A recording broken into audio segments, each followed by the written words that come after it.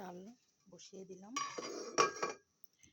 রুটি দিয়ে খাওয়ার জন্য কিন্তু একটা ডাল দিয়ে সবজি করতেছি এখানে, পেঁপে, তারপর কাঁকরোল আর সাথে আলু।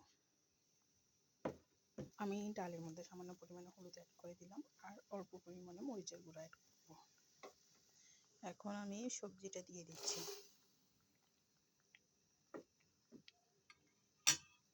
পানিটা শুকিয়ে গিয়েছে, এখানে আমি অল্প গরম পানি অ্যাড করে দিচ্ছি, কারণ ডালের মধ্যে গরম পানি অ্যাড করতে হয়, না হলে ডাল সিদ্ধ হয় না।